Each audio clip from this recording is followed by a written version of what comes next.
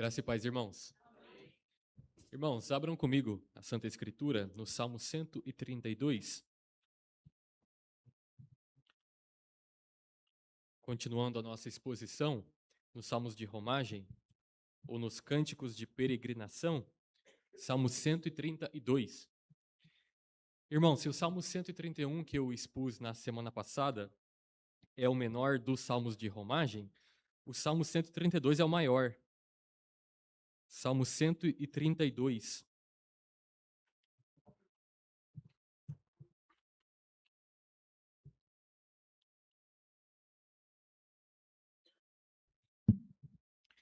Irmãos, a palavra do Senhor diz assim: Cântico de Romagem.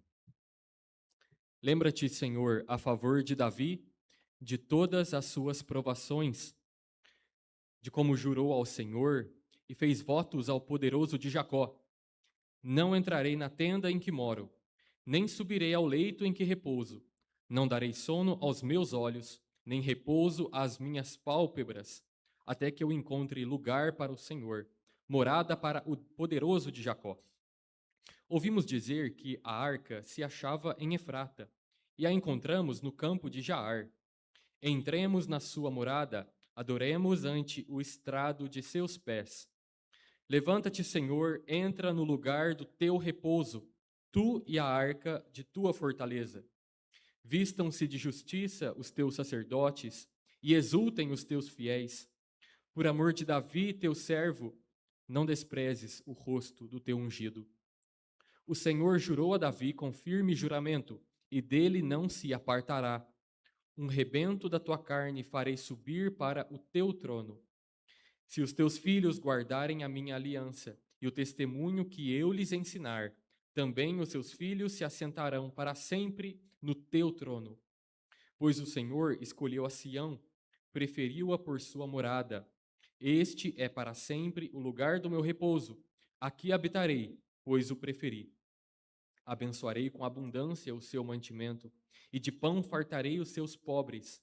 Vestirei de salvação os seus sacerdotes, e de júbilo exultarão os seus fiéis.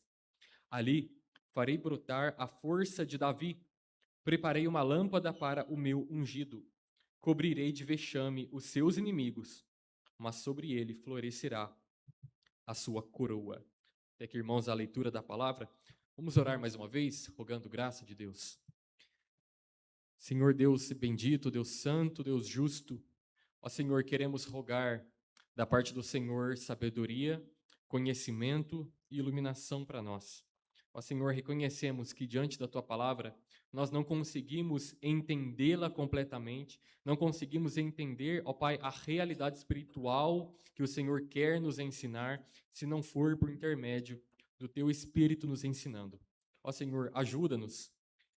Desvenda, ó Pai, os nossos olhos para que contemplemos as maravilhas da Tua lei. Ensina-nos, ó Pai, a fim de que vivamos corretamente de acordo com a Tua vontade. Que o Senhor nos edifique, nos exorte, nos conforte, nos console por meio da Tua palavra, que é inerrante, que é infalível e inspirada pelo Senhor. Nós Te adoramos, nós pedimos tudo isso em nome de Jesus. Amém. Amém. Irmãos, a vida cristã é fundamentalmente vivida em aliança com Deus. Não existe relacionamento com Deus fora de uma aliança. Essa foi a forma como Deus escolheu se relacionar com o homem, por meio de uma aliança. Quando olhamos para a história bíblica, nós vemos vários personagens com os quais Deus entrou em aliança. Por exemplo, Deus entrou em aliança com Adão, com Noé, com Abraão, com Jacó, com Moisés, com Davi. Os profetas também falaram acerca de uma nova aliança.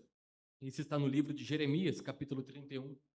O próprio Cristo, na sua última ceia, falou acerca da nova aliança no seu sangue. Então, o povo de Deus sempre se relacionou com o seu Deus por meio de uma aliança. Não existe relacionamento com o Senhor fora da aliança. E nós também, queridos, também nos relacionamos com o Senhor por meio de uma aliança. Nós também estamos nesse relacionamento importantíssimo com o Senhor. E é importante que nós saibamos o que isso significa. o que significa estar em uma aliança e se relacionar com Deus. Eu digo tudo isso porque nesse salmo, a aliança com Davi é a base para a oração do salmista. Todo esse salmo, Salmo 132, está contido na aliança que é feita com Davi. É com base na aliança que foi feita com Davi que o salmista pede coisas ao Senhor e se lembra dos juramentos que Deus fez ao próprio Davi. Então, com base nessa aliança, o salmista, ou o povo de Deus, roga ao Senhor e Deus responde aos questionamentos, aos pedidos do povo de Deus, cumprindo suas promessas. Meus irmãos, esse salmo é um dos salmos que é da categoria dos salmos reais. São aqueles salmos que falam acerca do rei. Esse salmo especificamente fala acerca do ungido do Senhor. E esse salmo está fundamentado na aliança que é feita com Davi, que é firmada em 2 Samuel, capítulo 7. Naquele capítulo, Deus faz uma aliança com o seu servo Davi. E uma coisa difícil desse salmo é que nós não sabemos o contexto. Nós não sabemos exatamente em que contexto o salmo foi escrito. Mas uma das grandes possibilidades é que este salmo foi escrito no momento em que Salomão terminou a construção do templo, colocou a arca nele e o dedicou ao Senhor. É assim, meus irmãos, porque o versículo de 8 a 10 é literalmente a oração que Salomão fez ao Senhor quando ele terminou a construção do templo. Então, é possível que este salmo tenha sido escrito naquele momento. Mas também é possível que o salmo tenha sido escrito muito posteriormente, na época do pós-exílio, porque nós sabemos, este é um salmo de romagem. E os salmos de romagem foram organizados, e alguns deles foram escritos, depois do período do cativeiro babilônico, ou seja, no período pós-exílico. E este salmo é dividido em duas grandes partes. Se os irmãos notaram, prestaram bastante atenção na leitura, a primeira parte vai do versículo 1 até o versículo 10, que nós temos uma oração em favor da dinastia de Davi. E do versículo 11 a 18, nós temos o juramento de Deus à dinastia de Davi. Meus irmãos, olhando para esse texto, nós tiramos várias lições importantes para a nossa vida cristã, que também vivemos em aliança com o Senhor. O salmista está olhando para a aliança feita com Davi e respondendo à luz dessa verdade. E porque nós também vivemos em aliança com o Senhor, nós podemos também fazer coisas semelhantes ao que está sendo realizado neste salmo. Mas uma das coisas que eu quero enfatizar mais são as promessas de Deus contidas neste salmo. Por isso eu quero ver com vocês esse tema importante. Confie nas promessas de Deus na caminhada. Nós olhamos para esse salmo e percebemos o quanto o salmista dá ênfase às promessas de Deus. Eu quero ver com vocês esse tema de suma importância.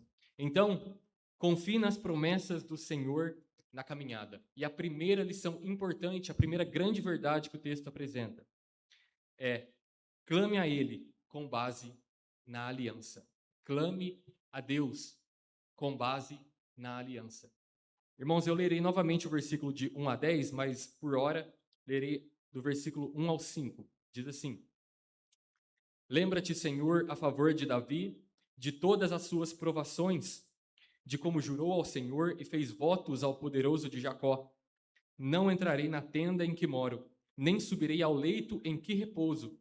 Não darei sono aos meus olhos, nem repouso às minhas pálpebras, até que eu encontre lugar para o Senhor, morada para o poderoso de Jacó. Percebam que o texto começa com o salmista, ou o povo de Deus, rogando que Deus se lembre a favor de Davi. Senhor, lembra-te a favor de Davi. Porque uma aliança foi feita com Davi. Davi é o representante dessa aliança.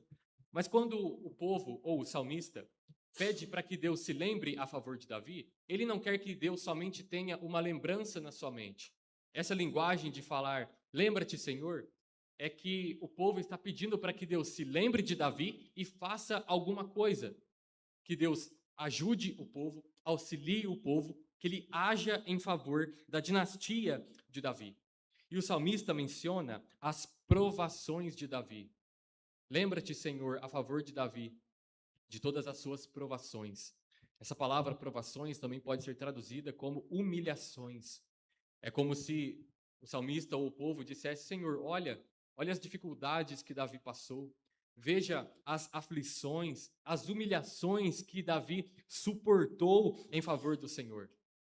E esse pedido tem como base também os juramentos, os votos que Davi fez ao Senhor referentes à construção do templo.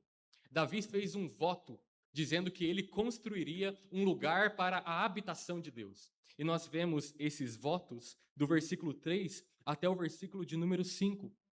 Davi se sentia muito inquieto porque ele possuía uma habitação confortável, um lugar luxuoso, mas a Arca da Aliança, que simbolizava a presença especial de Deus, ficava no tabernáculo, que era uma espécie de tenda móvel. Então Davi, olhando onde a arca habitava e onde ele habitava, ele permaneceu inquieto e ele fez um voto diante de Deus: eu vou construir um lugar para a habitação de Deus, um lugar onde a arca pode repousar.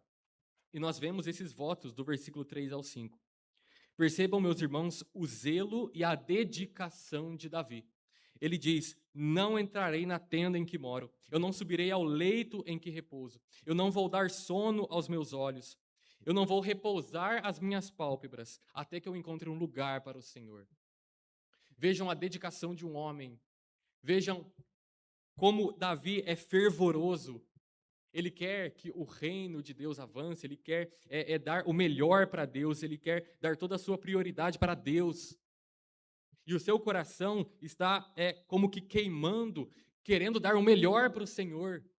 Então ele se dedica, ele é zeloso.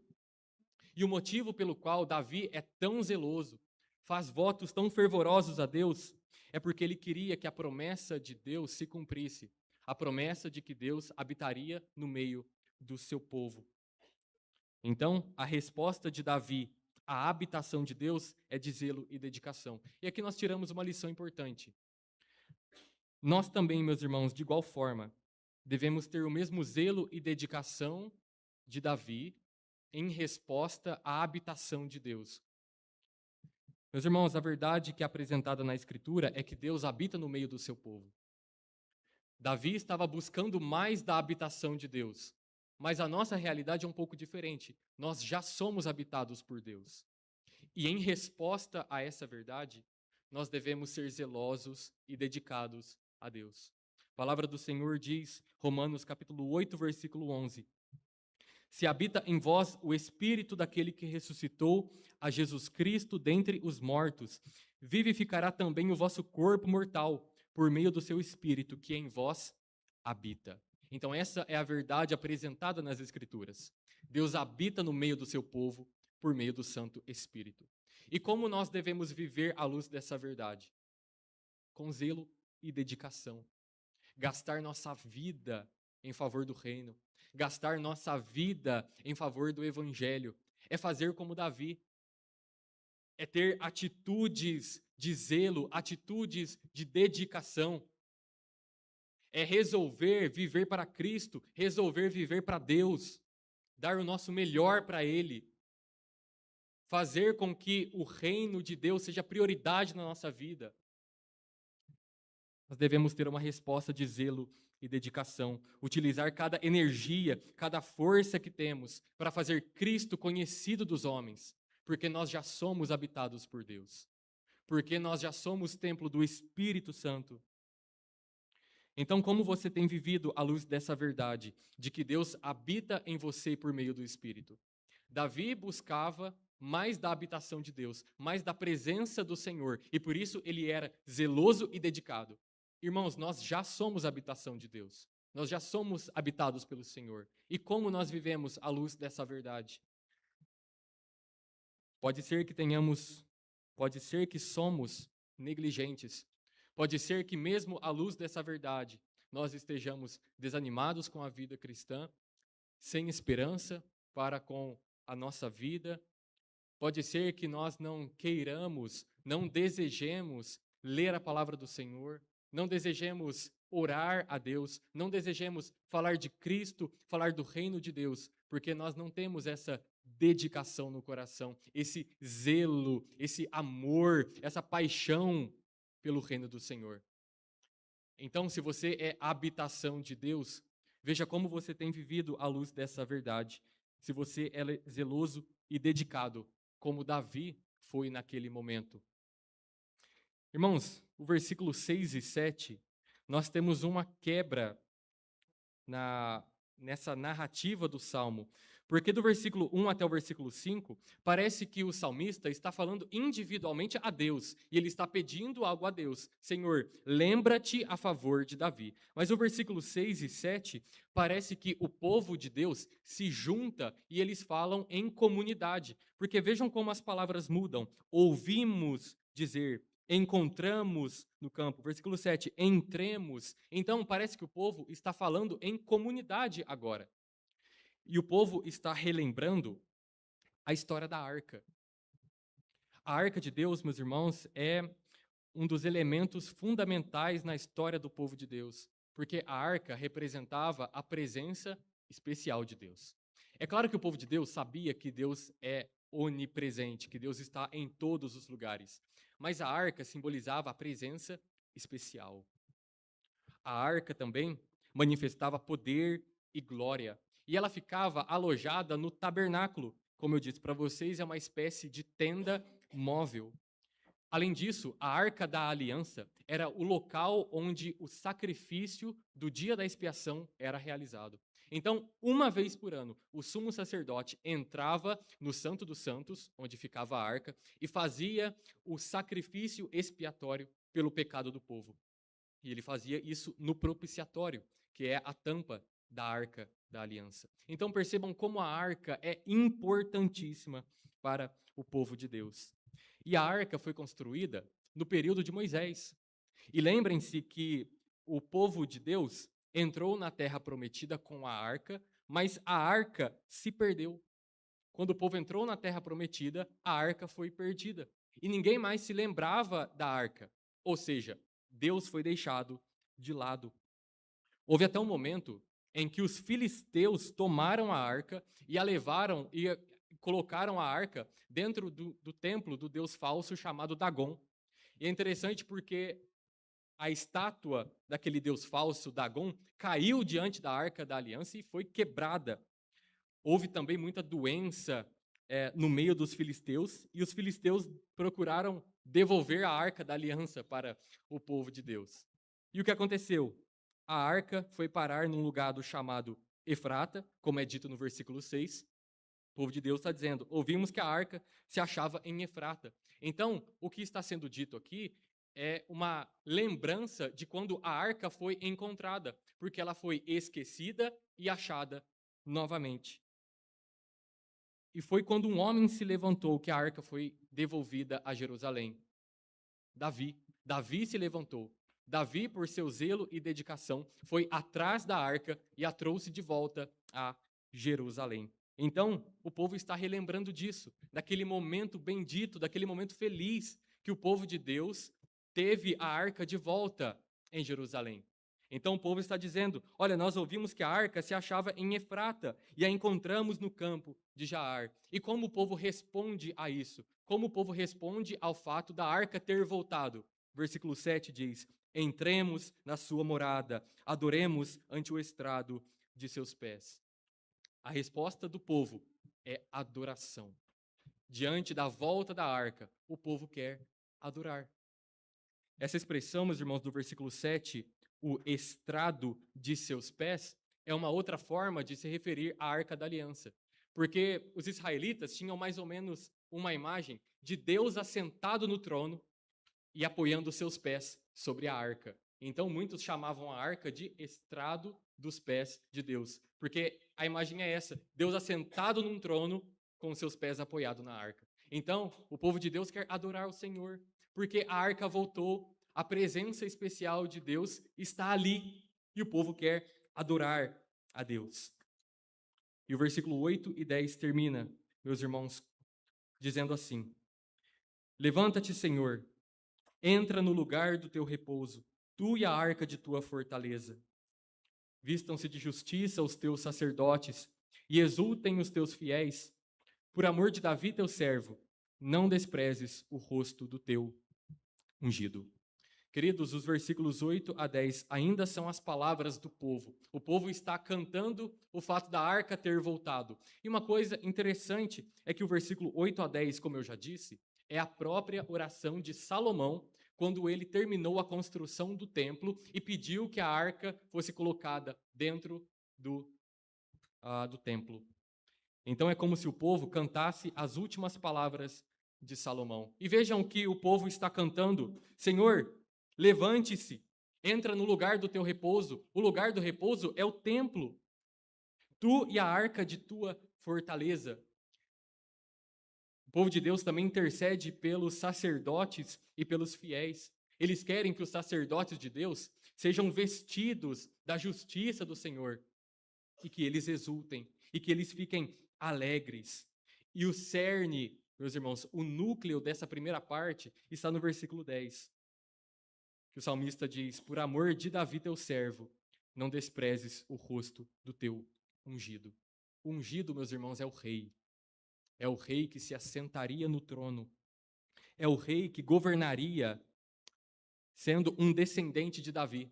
O ungido é aquele, Jesus Cristo. Ele é o ungido de Deus. Ele é o Cristo de Deus. Ele é o descendente de Davi, o ungido de Deus. Aquele que se assentaria num trono e regeria as nações com cetro de ferro, como é dito no Salmo de número 2. É esse, meus irmãos, que o povo de Deus espera.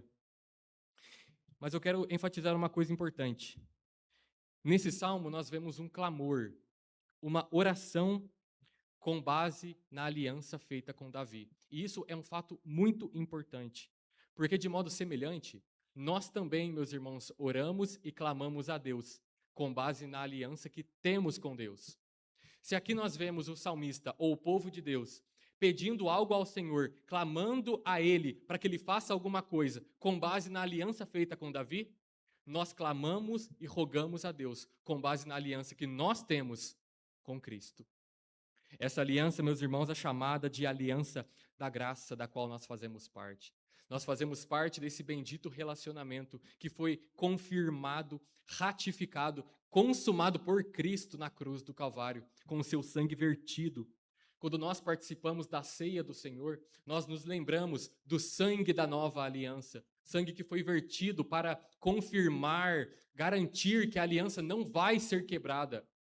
E é com base nessa aliança que nós podemos nos achegar diante de Deus e orar. Meus irmãos, vocês já se perguntaram por que nós oramos em nome de Jesus?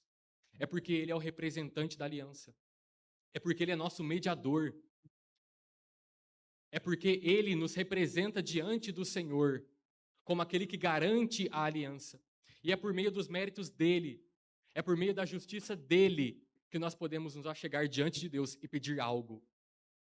É por isso que o salmista está dizendo: lembra-te, Senhor, de Davi, porque Davi é o representante da aliança de Davi. Mas nós, na aliança da graça, podemos nos achegar diante de Deus, falar: Senhor, em nome de Jesus, salva-me. Senhor, lembra-te de Cristo e salva-me. Senhor, olha os méritos de Cristo. Veja, Senhor, a justiça que Cristo tem. Veja a sua santidade. Veja como o teu filho, ó Pai, é bendito e salva-me. Porque ele é o nosso representante. Ele, meus irmãos, é ungido de Deus e é com base na justiça dele, é com base nos méritos dele que nós podemos clamar e pedir coisas ao Senhor. Por isso, medite nisso. Você está em aliança com o Senhor e Cristo é o seu representante.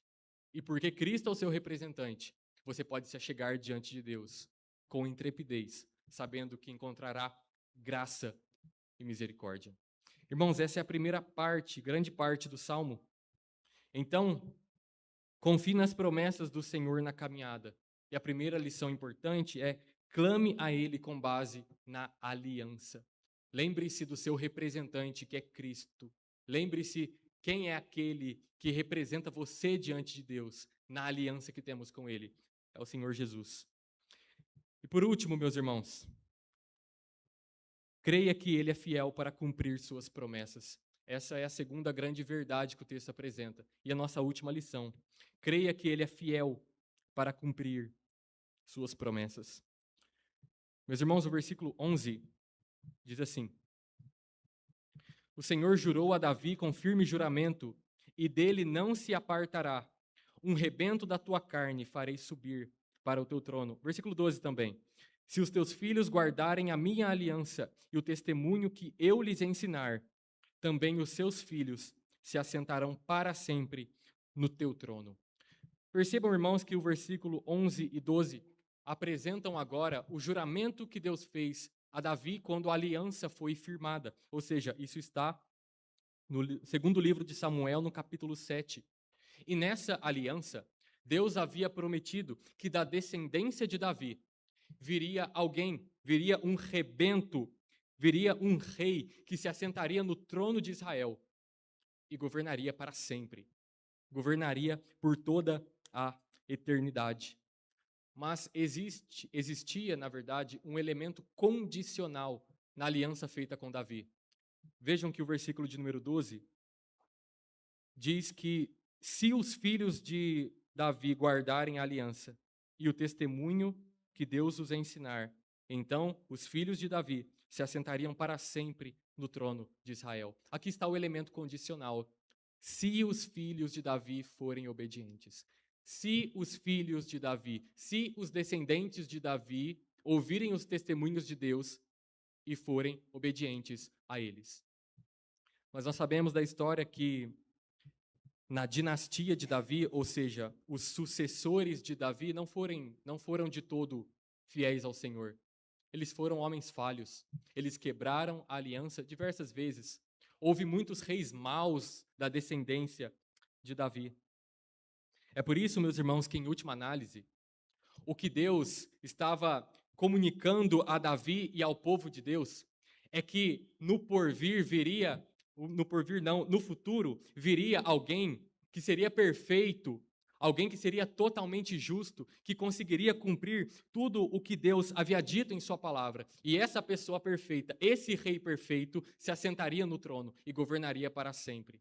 E essa pessoa é Cristo. Cristo, meus irmãos, é aquele da descendência de Davi que se assenta no trono do povo de Deus e governa para sempre. Não existe outro rei que seja perfeito. Não existe outro rei que consiga cumprir totalmente a lei do Senhor. Somente o rei que procede da tribo de Davi, que é Cristo, o nosso Senhor. Lembremos, meus irmãos, que este também é um salmo de romagem. Ou seja, o povo de Deus cantava isso aqui. O povo de Deus cantava que um dia viria alguém que se assentaria no trono. E o povo de Deus, naquele momento, no momento do pós-exílio, estava sem rei no trono de Israel. Porque quem governava o povo de Deus no pós-exílio era o Império Medo-Persa. Depois do Império Medo-Persa, vieram os romanos. E o povo de Deus continuou cantando isso, continuou esperando o Messias, o Rei ungido do Senhor, até que chega Cristo. Cristo, meus irmãos, é o descendente de Davi que se assenta no trono. E essa esperança do rei descendente de Davi, que governa para sempre, é também a nossa esperança. Meus irmãos, saber que Cristo reina muda toda a nossa vida. Saber que Cristo governa transforma o nosso viver, porque nós podemos descansar nessa verdade. Nós podemos, meus irmãos, viver confiantes de que um rei está dirigindo e governando a nossa vida. Nós temos a plena certeza de que nós não estamos jogados ao acaso e à sorte. Nós temos a plena certeza de que nada do que acontece em nossa vida é sorte. Nada do que acontece em nossa vida é coincidência. Mas o que existe é um Deus, um rei que governa a nossa vida e dita tudo aquilo que acontece nela. É por isso que nós podemos viver sem medo do amanhã. É por isso que nós podemos viver com esperança num mundo cheio de inconstância, dúvida e mentiras. É por isso que nós podemos viver confiantes em um mundo tão violento. É porque nós temos um rei que governa a nossa vida. É porque nós temos um rei que cuida de nós. Então, se você vive com medo, se você vive sem esperança, se você vive sem confiança, saiba que Cristo reina. Saiba que o nosso rei está sentado no trono. Saiba que nada lhe foge às mãos. Saiba que ele governa todas as coisas. Saiba que ele é soberano sobre o mal. Saiba que ele é soberano também sobre o pecado. Ele é soberano sobre Satanás. Satanás não é mais poderoso que o nosso Senhor Jesus Cristo. Satanás não pode fazer frente a Jesus. Satanás é totalmente derrotado diante do nosso Senhor. Ele é o único rei, meus irmãos, que reina. E nada pode combater o seu reinado. Por isso, vivamos com confiança, vivamos com esperança, mesmo num mundo quebrado pelo pecado e cheio de injustiça. Os versículos 13 a 18, meus irmãos, terminam falando da escolha que Deus fez de Sião. Versículo 13 a 18 diz assim: Pois o Senhor escolheu a Sião, preferiu-a por sua morada. Este é para sempre o lugar do meu repouso. Aqui habitarei, pois o preferi. Abençoarei com abundância o seu mantimento e de pão fartarei os seus pobres. Vestirei de salvação os seus sacerdotes e de júbilo exultarão os seus fiéis. Ali farei brotar a força de Davi. Preparei uma lâmpada para o meu ungido. Cobrirei de vexame os seus inimigos, mas sobre ele florescerá a sua coroa. Esses versículos enfatizam o Monte Sião. E o Monte Sião foi o monte escolhido por Deus para que o templo fosse construído e aquele lugar se tornasse a sua habitação. O Monte Sião ficava em Jerusalém, que era a cidade santa. E Deus, por habitar e reinar em Sião, ele escolhe abençoar o seu povo. Vejam que o versículo 15 e 16 falam acerca do que Deus vai fazer por estar reinando em Sião, por habitar no meio do seu povo. Deus vai abençoar com abundância o mantimento do povo de Deus. Ele vai fartar os pobres com pão. Ele vai vestir de salvação os sacerdotes e vai fazer com que os fiéis, ou seja, aqueles que são fiéis a Deus, aqueles que são crentes do Antigo Testamento, exultem, sejam cheios de alegria.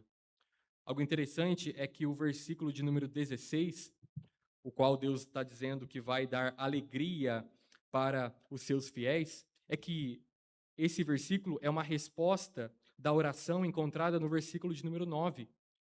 O versículo de número 9 é dito assim: Vistam-se de justiça os teus sacerdotes e exultem os teus fiéis. Versículo 16: Vestirei de salvação os seus sacerdotes e de júbilo exultarão os seus fiéis. É como se o povo pedisse no versículo 9 e Deus respondesse no versículo 16.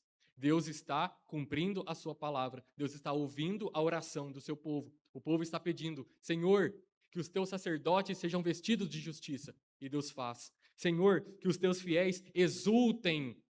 E Deus dá. Deus concede essa alegria aos seus fiéis. Versículos 17 e 18 também são, meus irmãos, a resposta da oração do povo. Vejam que Deus está dizendo que do monte Sião, Deus fará brotar força de Davi, que Deus preparou uma lâmpada para o seu ungido. Agora vejam o versículo 1 e 10 novamente. O salmista pede: Lembra-te, Senhor, a favor de Davi. Versículo 10. Por amor de Davi, teu servo, não desprezes o rosto do teu ungido. O povo de Deus está pedindo: Senhor, preserve o rei. Senhor, por amor de Davi, faça com que a dinastia de Davi continue, se perpetue. Faça com que exista um rei em Israel. Não desprezes, ó Pai, o teu ungido. Não desprezes o rei. Versículo 17. Ali farei brotar a força de Davi. Deus fará com que o seu ungido seja preservado. Deus está respondendo à oração do povo. O povo pede por um rei e Deus vai cumprir a sua palavra. O próprio Deus, meus irmãos, é quem preserva o seu rei. O próprio Deus é quem preserva o seu ungido. E isso é visto na história de Cristo. Deus é quem preservou Cristo até o momento da sua morte, ressurreição e ascensão aos céus. E aqui, meus irmãos, nós somos lembrados de uma verdade muito básica, mas essencial para a nossa vida cristã. Deus é fiel às suas promessas. Deus é fiel à sua palavra. Deus havia prometido um rei que governaria sobre o seu povo, e ele cumpriu essa promessa. E essa verdade de que Deus é fiel às suas promessas, meus irmãos, deve mudar completamente a nossa vida cristã. Em um mundo permeado pela incerteza, dúvida, falta de comprometimento, mentira, essa verdade nos traz grande conforto. Ao entendermos, meus irmãos, que Deus cumpre as suas promessas, nós podemos descansar nas suas palavras. Meus irmãos, a Escritura está permeada pelas promessas de Deus, por coisas que Deus fez em nossa vida, coisas que Deus já fez na história do povo de Deus e por coisas que Deus ainda há de fazer. Eu quero lembrar vocês de algumas promessas que o nosso Senhor fez para nós. Todo aquele que crer no Filho de Deus tem a vida eterna. O vencedor de nenhum modo sofrerá o dano da segunda morte.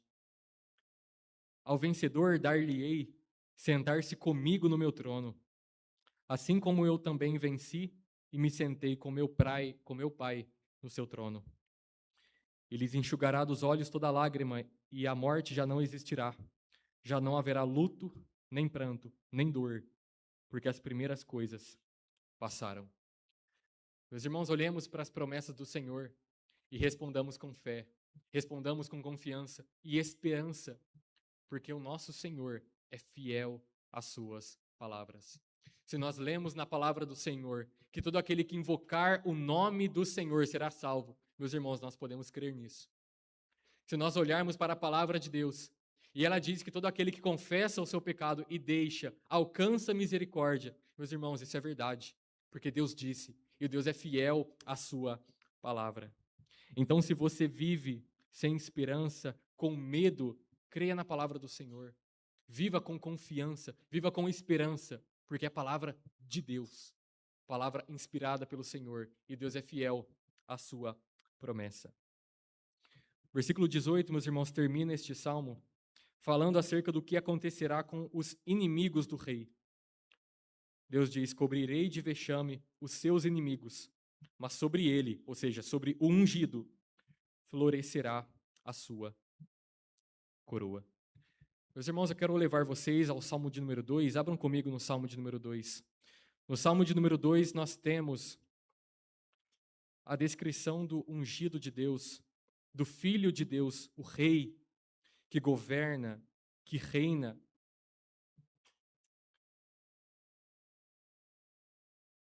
Meus irmãos, a partir do versículo 10, no Salmo 2 está escrito assim: agora, pois, ó reis, sede prudentes, deixai-vos advertir, juízes da terra. Servi ao Senhor com temor e alegrai-vos nele com tremor. Beijai o filho, para que se não irrite e não pereçais no caminho, porque dentro em pouco se lhe inflamará a ira. Bem-aventurados todos os que nele se refugiam. Meus irmãos, o que eu quero destacar com vocês é o que é dito no versículo de número 12. O salmista olha para o rei, para o ungido, para o filho, para aquele que governará as nações com vara de ferro. E ele diz: beijem o filho. E essa linguagem, meus irmãos, é uma linguagem de submissão. Beijar o filho, ou seja, beijar o ungido, beijar o rei, é um ato de submissão. E ele diz: por quê? Por que vocês devem beijar o filho? Ele diz: e não pereçais no caminho, porque dentro em pouco se lhe inflamará a ira. Aqueles que não beijarem o filho, ou seja, que não forem submissos à sua vontade, eles encontrarão a ira do filho. Eles vão perecer no caminho. Ou seja, uma vida de submissão ao filho, ao rei, ao ungido de Deus, leva à vida. Bem-aventurados todos os que nele se refugiam. Mas, meus irmãos, aqueles que vivem em desobediência à vontade do ungido de Deus, à vontade do Filho, eles vão perecer no caminho. Uma vida de insubmissão leva à morte.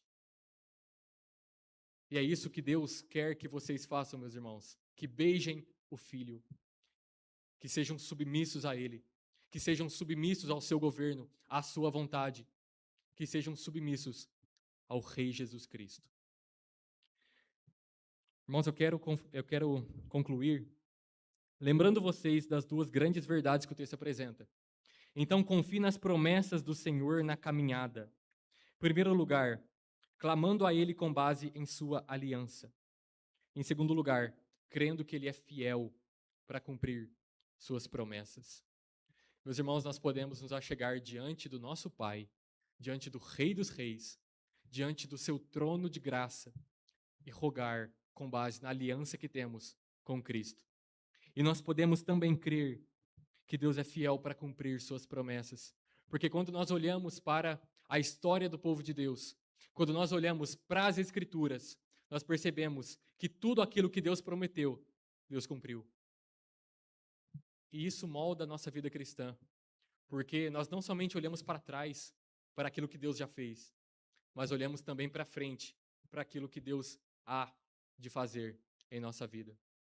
Meus irmãos, quando Deus nos chamar, a palavra do Senhor diz que aqueles que creem em Cristo estarão com Ele eternamente, reinando com Ele. Estarão em júbilo, alegria perpétuas. Meus irmãos, se vocês creem em Cristo, vocês podem ter essa certeza de que quando a nossa vida aqui se findar, nós estaremos com o Senhor. Porque a palavra de Deus diz. Meus irmãos, que Deus nos abençoe em nossa caminhada cristã e que nós tenhamos confiança nas promessas do Senhor, por causa do nosso mediador, do Rei, do ungido do Senhor, que é Cristo. Deus nos abençoe.